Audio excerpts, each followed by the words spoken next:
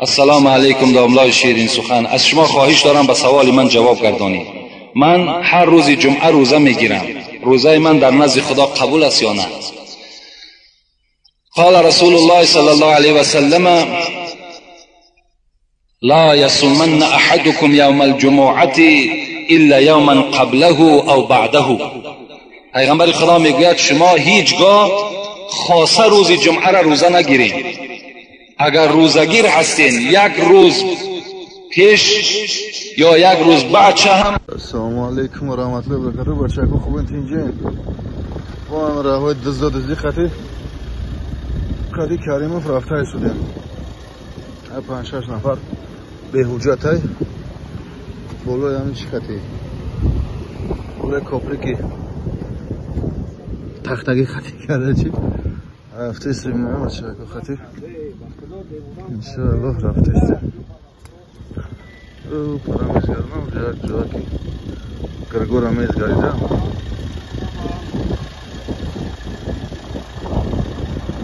نفرانی که به خوابی میکشند کم تر گبده عصبانی میشوند، نروی چیت میکنند و همچنین نفرانی که در دیپرسی هستند، فراموش خاطرند، دیروزه کار شده یا چون نیست، شرکت شفافرما راه همین مشکلی ها را به شما پیشنهاد میکند. گیاهی که در دست من میبینید نروی نام دارد. برازی خداوند همین مشکلی ها را تبابت میکند. نفرانی که در 10 روز اخیر همین نروی را از شرکت شفافرما فرمایش میدهند 10% به ویا تخفیف کرده میشود. در نماز با هر طرف نگاه میکنند، این چی میشود؟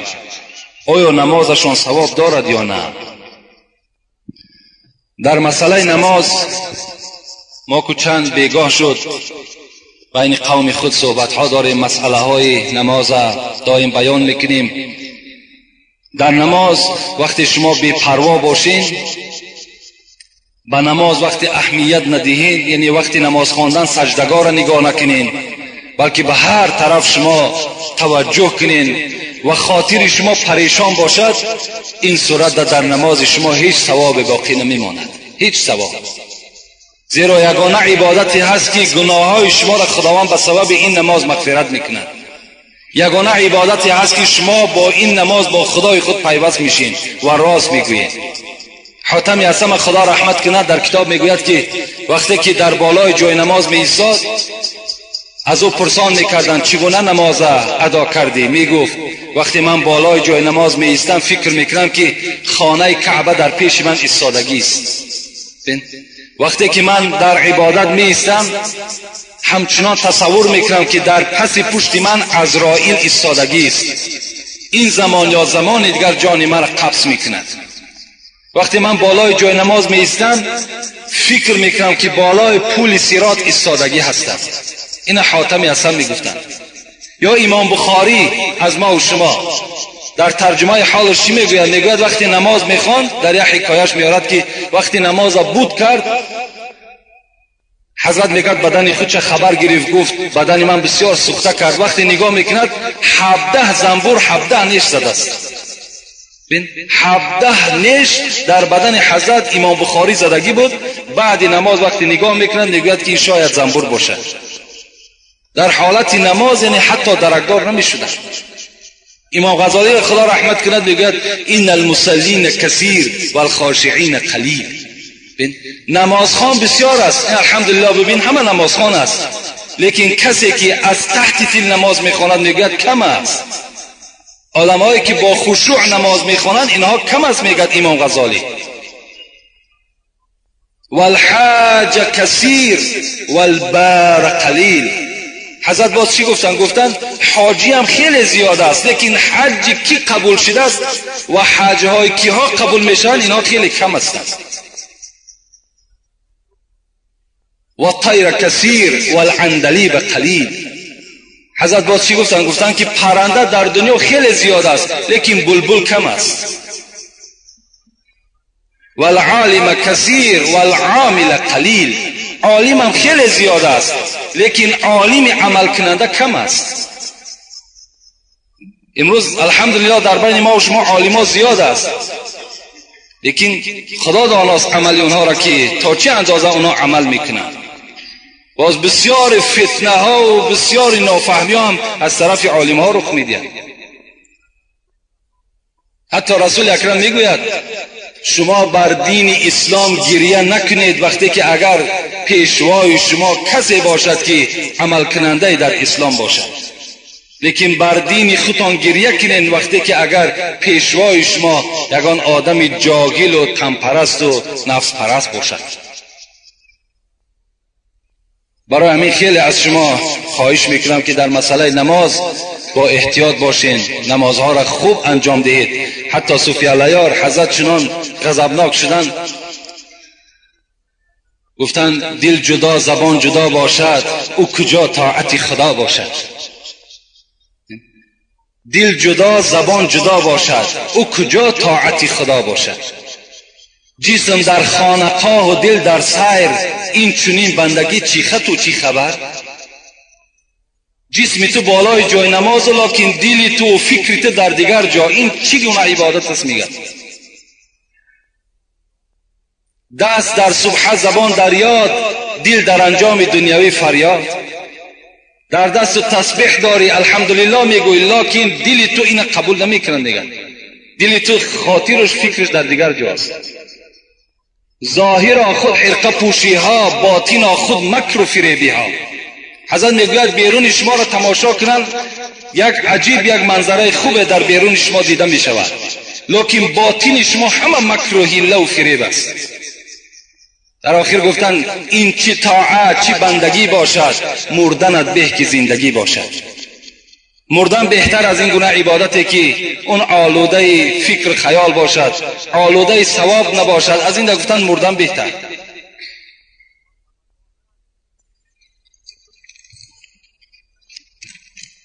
السلام علیکم داملای محترم. ما یک گروه قوم مسجد از قفای ملای خود نماز میخوانیم، لیکن داملای ما نماز شام را میخواند و سله‌اش را مانده از مسجد برآمده میرود. این کار قریب هر بیگاه تکرار میشود. ما با او گفتیم که این کار را نکن، میگوید که میگیم که ترک فرض است لیکن به ما اهمیت نمیدهد و معاونش را میگوید که نماز را خوانید. التماس داملای محترم، آیا ملای ما گناهگار میشود؟ با آیت قرآن گویید. اگر دیده و دانسته نماز جماعت ترک کند البته به البته گناهگار بشود، چی ملا امام باشد چی آدم عادی باشد. اگر در نزد اون مسجد باشد و بازم این صدای حی علی الصلاة حی علی الفلاح با اون محله برسیدگی باشد، یعنی در همون محله مسجد باشد و بازم این که به مسجد نهایت، البته گناهگار در نزد خدا.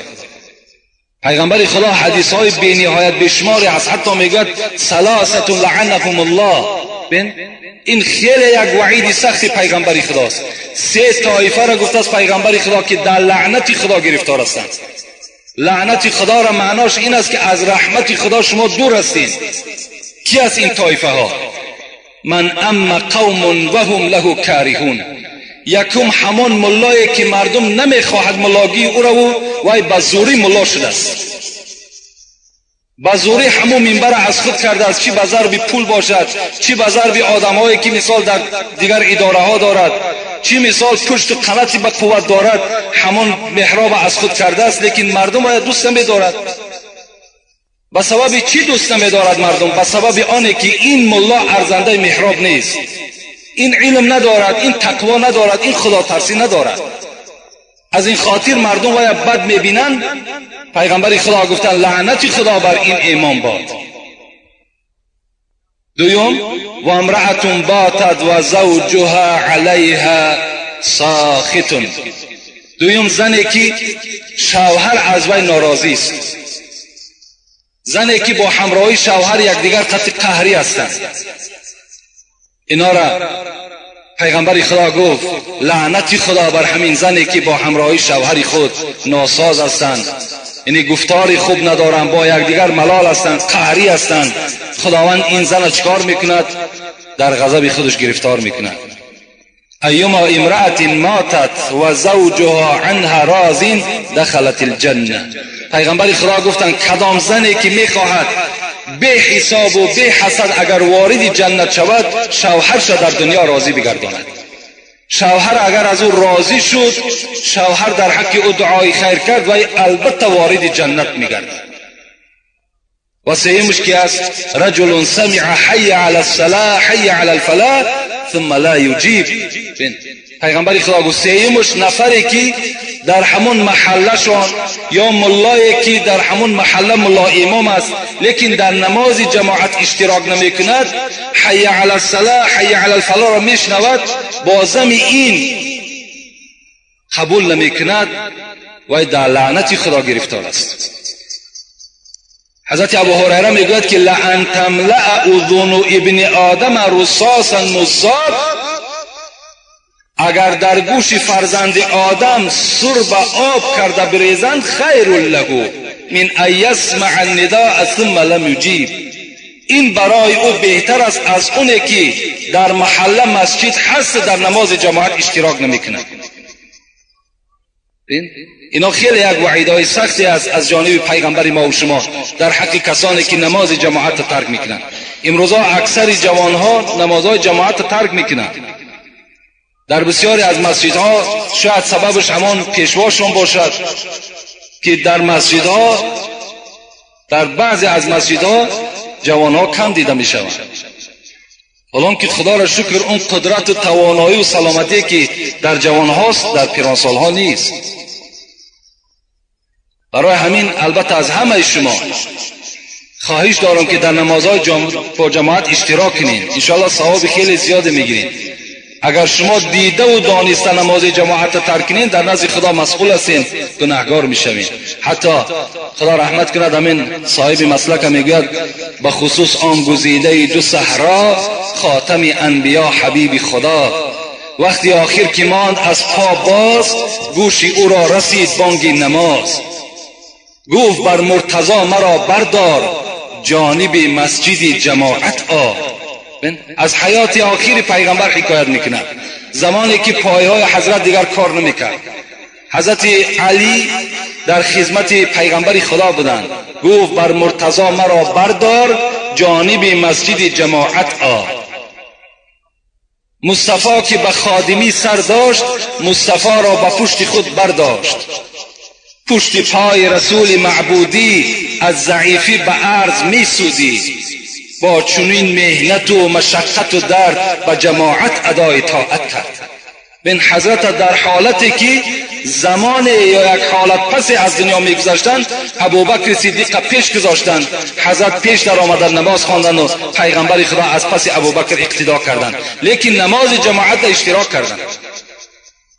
امروز مردم ما و شما چنان گفتی مولوی بندگان نفس را صد حیف نامی بندگی، بندگان نفس را صد حیف نامی بندگی، بنده صادق همان که رو به مولا میکنه.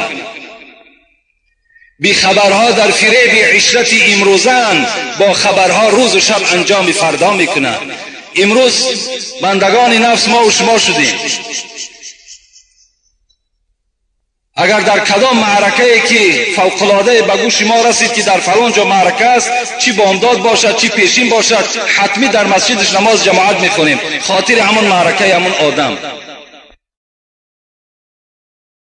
لیکن از اون معرکه که در جنت خدا برای تو آماده کرده است، از اون معرکه تو چی هستی؟ بی خبر هستی.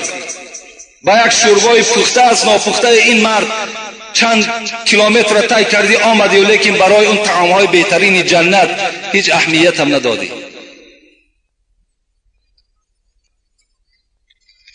السلام علیکم دامنای شیرین سخن. میخواهم به سوالهای من روشنی اندازی.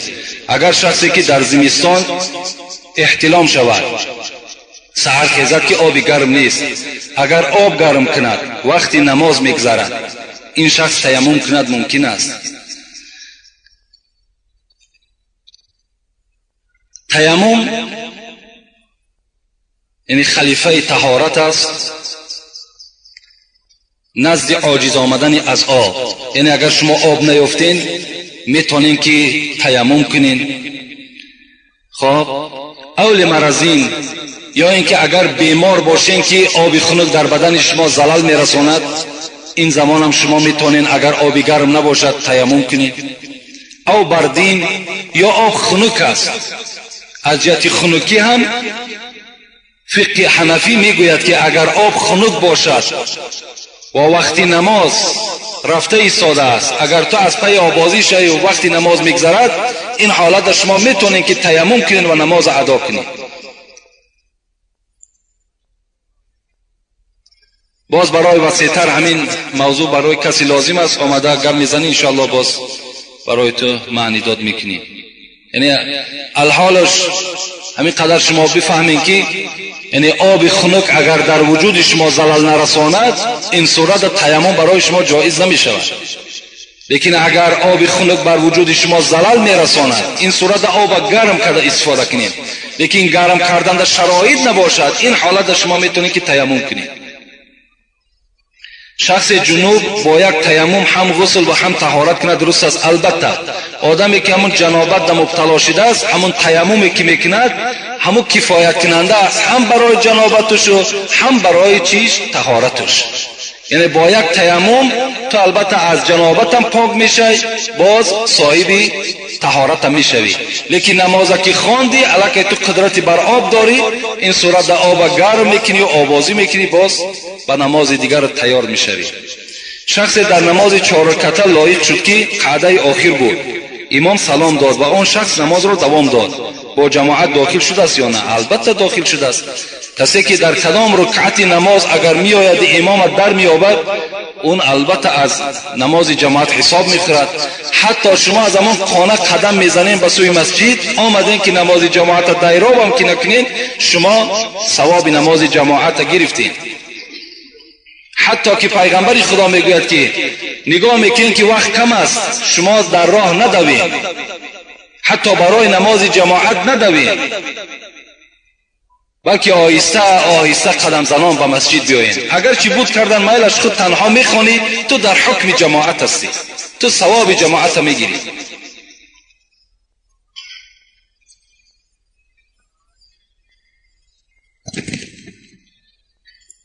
السلام علیکم داملای عزیز، التماس درباره عاقبت و آخرت شخص حرف زنید که دیده و دانسته مال شخص دیگر را بسم الله گفته از آن خود میکند.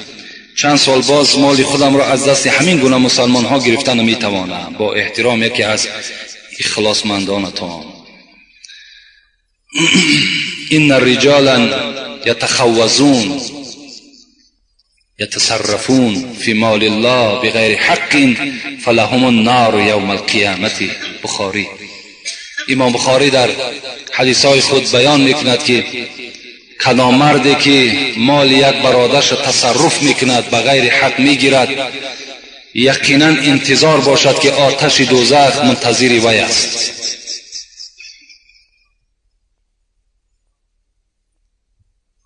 تو ای صوفی، گفته حضرت مولوی، تو ای صوفی که در بر میکنی دلق کن اول احتیاط از پاکی حلق. اگر حلقی کسی آلوده باشد، کجا در معرفت پالوده باشد. وقتی که اگر شما حرام خور باشین، اگر ما و شما مال یک برادر را بغیر حق تصرف کرده باشیم، این مال برای ما و شما حرام است. وقتی اون مال حرام تا وقت در دست ما و شماست، یا تا وقتی که حقی را ما ادا نمیکنیم، عبادتهای ما و شما در نزد خداوند ناقص است. عبادتهای ما و شما در نزد خدا ثواب ندارد. این نمازی که ما و شما میخوانیم به مقصد چی میخوانیم؟ تا که ما و شما را از همین کردارهای بد باز دارد.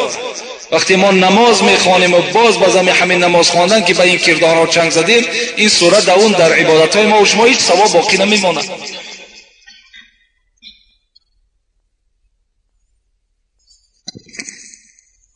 السلام علیکم داملای شیرین سخن، من از شما خواهش دارم با همین سوال من جواب دهید.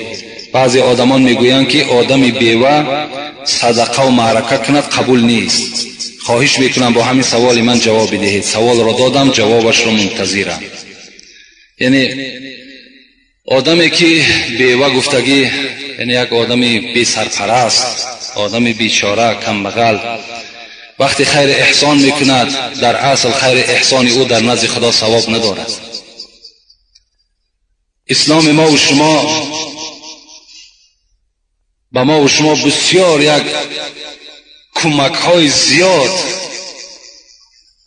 دادگی هست. حتی خدا در قرآن میگوید لا یکلف الله نفسا الا وسعها، هیچ بنده را تکلیف نمیده مگر قدر قوتش. پیغمبر خدا میگه لا اشتری شیئا لیس عندي ثمنه، هیچ چیز نمیخرم تا وقتی که اگر در کیسه من، در جیب من اگر پول نباشد. امروز ما و شما چنان معرکه های کردیم، با چنان معرکه های کرده ایستاده ایم که هیچگاه ما و شما از قرض خلاص نمیشویم. هیچگاه. اگر همین عمل های ما و شما باشد، همین اسراف های ما و شما باشد، من به همه شما پیشکی خبر میدهم که هیچگاه شما بای نمیشوید و هیچگاه پای شما در یگان ماشین سبکرو نمیدراید. یعنی همه وقت شما خار و ذلیل میشین در صورتی که اگر بر اسراف شما راه دید. بین باور کنین یک معرکه های داریم که هیچ اوکی اونا را دیگر من بیان کرده نمیتوانم. آمده همه اینها بعد چی می شود؟ اسلام گناهگار است. امروز فرزندای ما و شما از حساب همین خراجات های بی معنی و از همین خراجات های بی فایده و اسراف ما و شما در بدر شدند. فکر میکنیم همین $1000 و $2000 که از ملک های روسیه میارن همین را به یک آسانی به دست میارن. همون کارگرها را پرسان کنین که در کدام حالات بیچاره روز گذرانیدن، آمدن رسیدن که باز در همینجا خیر خدایی سر می شود. از همان سومی که به زحمت به مهنت آورده استش باز $100 و $200 را باز خیر میکند. این چی معنی دارد آخه؟ اسلام هیچ وقت ما و شما را تکلیف نمیدهد. اگر ما و شما اراده ثواب داشته باشیم، اگر شرایط نداریم، خیر احسان را دست نزنیم. برای ما و شما خیر احسان مرحمت، نماز جمعه، صحبت خوب، چهره خندان، همه این در نزد خدا ثواب دارد.